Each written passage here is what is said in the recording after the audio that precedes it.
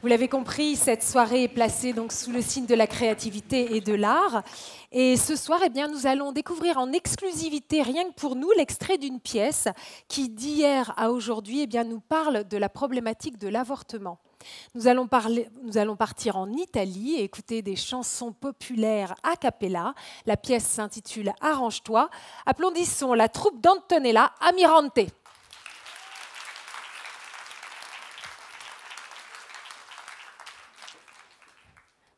La scène est à vous.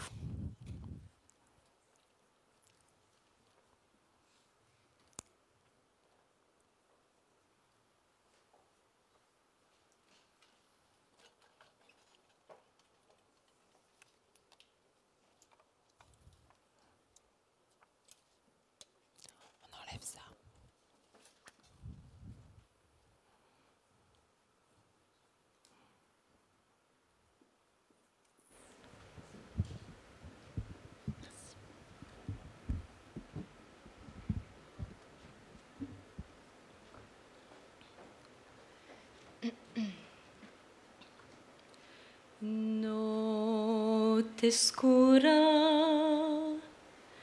Notte scura, come grande la paura, piano passano le ore e mi batte forte il cuore e si gonfia il mio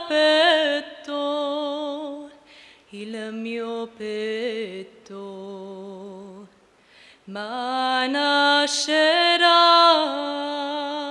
il sole dietro ai monti e mi dirà la fonte della vita, chi la nasconde, ma dove sta? La vita mia è stata là sotto, non è stata in paradiso, ed è stata una vita tribolata. Ma vie à moi, elle n'a pas été de tout repos, parce que moi, à 28 ans, j'avais déjà 7 enfants. Et à 13 ans et demi, eh bien, on m'a vendue. Eux, ils disent qu'ils m'ont mariée, moi, je dis qu'ils m'ont vendue. Notte scura, come grande la paura, piano passano le ore e mi batte forte il cuore e si gonfia il mio petto, ma nascerà il sole dietro ai monti e mi dirà la fonte della vita, chi la nasconde, ma dove sta? C'était pas mon père. C'était un que maman avait épousé quand j'avais 8 ans. C'était pas mon père parce que moi, mon père, je l'ai jamais connu. Moi, je suis une bâtarde. Moi, mon père, il a mis enceinte ma mère et puis il a disparu. Le fait est qu'à 13 ans et demi, on m'a dit que j'avais grandi, qu'à présent, j'étais une jeune fille. Même si moi, je m'en suis pas rendu compte par moi-même. Moi, je me sentais toujours la même, je me sentais pas différente. Combien de fois il m'arrivait encore de jouer avec les garçons dehors? Mais tout de suite, après les premières règles, maman m'a dit « À partir de maintenant, tu joueras plus avec les garçons, sinon tu tomberas enceinte. » Je m'en suis rendu compte parce que maman me posait toujours des questions. « Dove stai andando? Que stai facendo? Con chi stai giocando ?» Et le beau-père aussi était devenu suspicieux. Il me regardait toujours comme si j'allais commettre un péché mortel.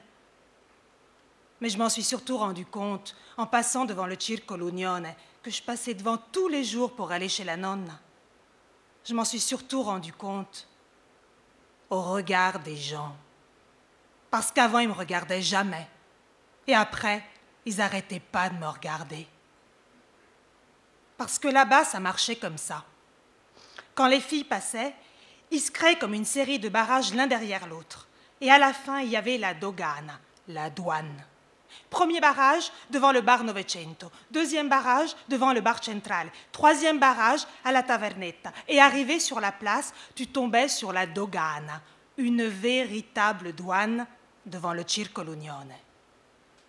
Les douaniers principaux, c'était Domenico Bellu, Tonio Pesalano, Vincenzo Bagnulu et Carmelo Brutto. Le plus laid était Carmelo Brutto, comme son nom l'indique. Lo dice la parola stessa, lo chiamavano apposta così, con i capelli neri come il fumo, il baffo pure nero e grosso e la faccia unta. Entre le moment où il est né et celui où il est mort, on l'a jamais entendu dire un truc sensé, celui-là. Il était petit et noir, tout le contraire de Domenico Bellu, qui était grand et blond. Il restait assis au Circolo Unione et il jouait aux cartes. On les appelait les géomètres, parce qu'ils te mesuraient des yeux comme s'ils avaient un mètre. Au barrage, il y avait les plus petits, les apprentis, et à la douane, il y avait les plus grands, les géomètres. Et parmi les géomètres, celui qui commandait, c'était l'ingénieur Domenico Bellu, le chef de chantier. Toujours avec une cigarette à la bouche, toujours avec une chemise à la mode, toujours bleu ciel ou rouge, toujours déboutonnée jusqu'à la poitrine quand il faisait froid et déboutonnée jusqu'au ventre quand il faisait chaud. Selon les saisons, abbassava o alzava il bottone secondo il cambio di stagione. Domenico Bellu était toujours vautré sur une chaise comme s'il était né fatigué, mais rien ne lui échappait, pas même une mouche. Quand le chef de chantier tournait la tête, tous les autres suivaient le mouvement. Et leurs yeux se collaient à toi. Tu les sentais sur toi comme des mains. Et la radiographie commençait.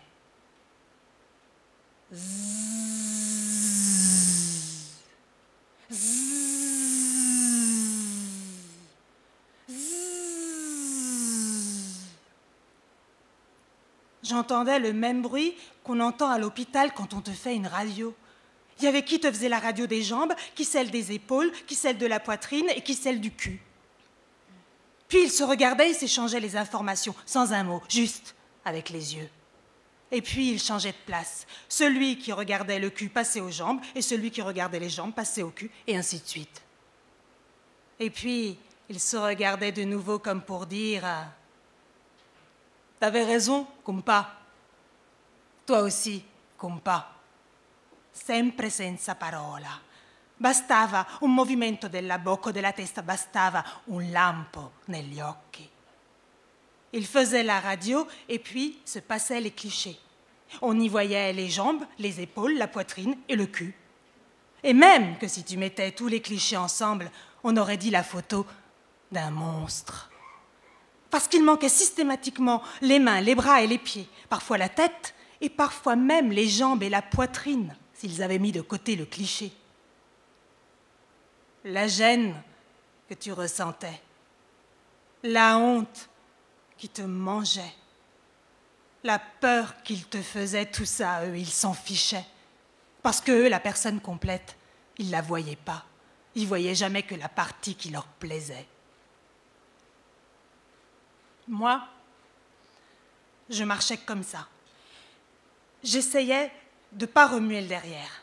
Il bacino lo tenevo rigido, così. Le gambe strette, pure le gambe le tenevo rigide, così. Tutta la persona a cui la tenevo mezza bloccata, così. Nascondevo il petto con le mani, che mi era venuto un petto tanto, mi era uscito di colpo, ma non ce l'ho più. Chissà che fine ha fatto. Camminavo così e mi tenevo stretta, così. Qua, tutto bloccato.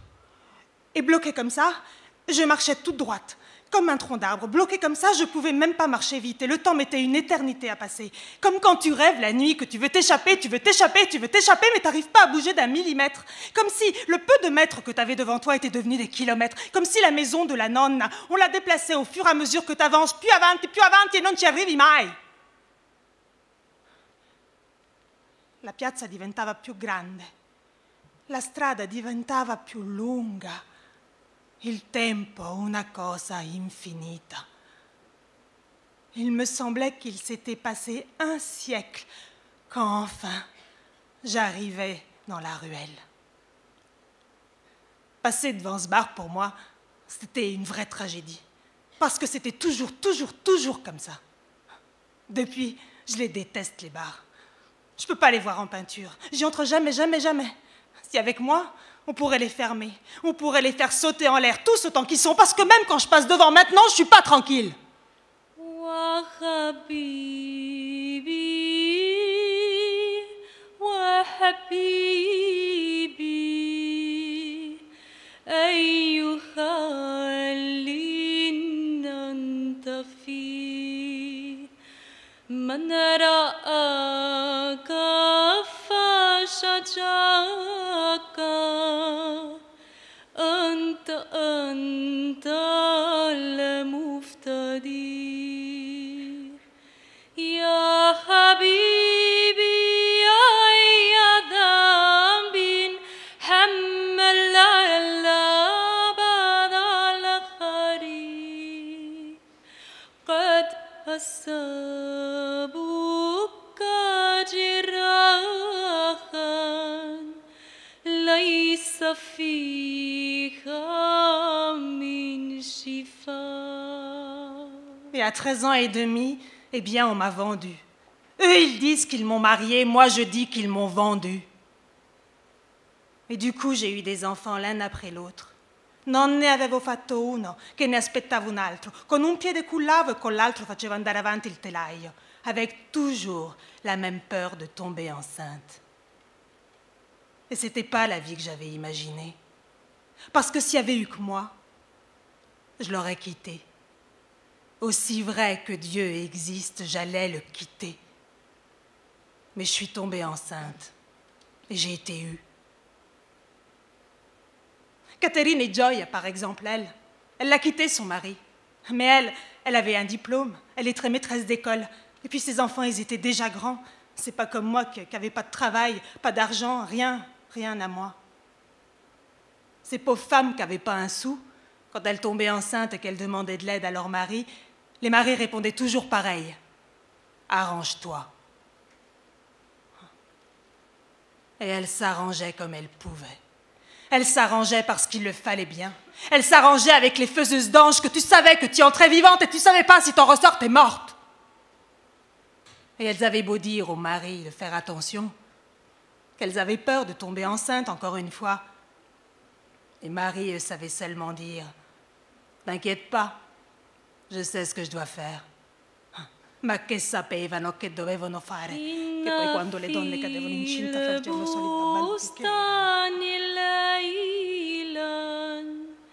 سجد الفادي الإله كانت دنيا تصلي للذي أخنى صلاة شجر زيتون يبكي وقت ناديه شفاء يا حبيبي كيف ذنبي الترى ذا الوفاء.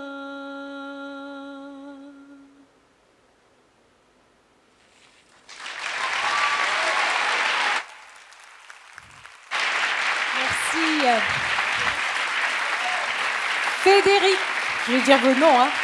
Federica Martucci et Solea Garcia Fons. Merci beaucoup. Merci à Antonella Mirante, à la compagnie Anteprima. Le spectacle dont nous avons découvert un extrait en exclusivité pour nous ce soir sera créé en octobre 2014 et coproduit par le Théâtre national populaire de Villeurbanne et le Théâtre de Vienne. Donc à suivre.